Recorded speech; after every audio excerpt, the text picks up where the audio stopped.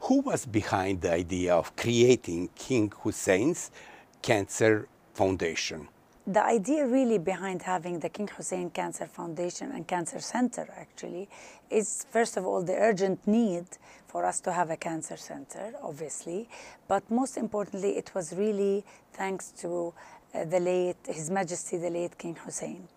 When he first contracted cancer, our people were so moved because they loved him so much, and they were so moved about when he was sick, that massive amount of donations from individuals, institutions all over the country poured in for us to have our own cancer center. In the beginning, though, it was called the Hope Center. In Arabic, the Amal Center. And if you notice that there was the absence of the word cancer there, because people were still afraid of cancer, because all they see that people dying of cancer, not surviving the disease. There was a major taboo. So when the new management took over, because the center opened its doors in 1997. And at that time, actually, I was battling my own battle with my son, who had leukemia at the time, age of 2. And the center was not an option for us because it had just opened its doors and not operational yet. So we got treatment in England and in the US, actually. And thankfully now my son Rakan, he is first year in high school, thank God. But that really brought it home that we really need to have a cancer center that actually saves lives. So when His Majesty King Abdullah asked our chairperson, my friend and my cousin, Princess Ghida Talal, to turn around this center with the team, of course, to really be an option for delivering the best cancer care, we jumped at the idea so that not only the people with money can live and save their loved ones, so that everybody has a chance for a top cancer treatment.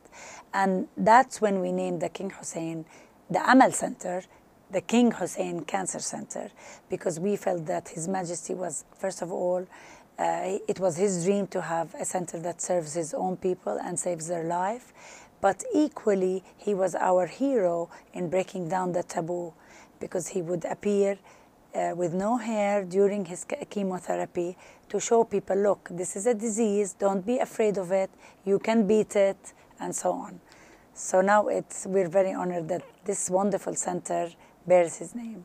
What are some of the main accomplishments of your foundation?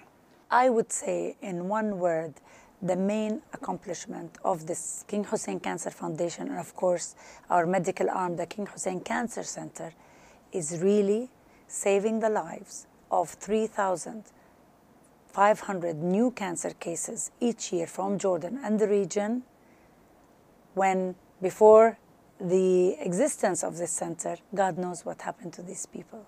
So that would be it. To what extent are you personally involved in helping Syrian refugees who are, as of late, coming to Jordan? As a director of the King Hussein Cancer Foundation, we seek funds for many, to support our center, actually, in terms of purchasing equipment, awareness, education, etc. But one of the big burden for us that we try to support is actually helping underprivileged patients from Jordan and the region.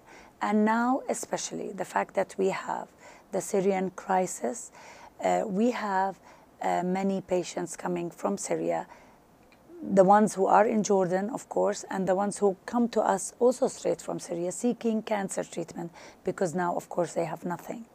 And we have treated many from our Goodwill and Zakah funds. We probably spent about 1 million on Syrian patients, JD, but we cannot take on, we as a non-governmental foundation cannot take on whole countries on our own. So we have some on our waiting list that unfortunately we cannot save. But we call on the international community and institutions to support us so we can support them. Because I know Syrian refugees, they are getting emergency type of help. Chronic diseases such as cancer, really ignored. And at the end of the day, when you have a child with a disease so curable in the West, such as ALL, leukemia, Syrian child arriving at your shores with that same disease, it's really impossible to turn them away. And a life is a life, whether you suffer from diarrhea or you suffer from a communicable disease or cancer. We have to do something. So it would be great. We're going to start hopefully setting up a Syrian fund for cancer treatment, and we're going to be inviting donors and institutions to donate to that fund so we can help save the lives of those Syrian refugees suffering from cancer. Generally speaking, what is being done for Syrian refugees? I know they are in overcrowded housing, and generally speaking, they have problems.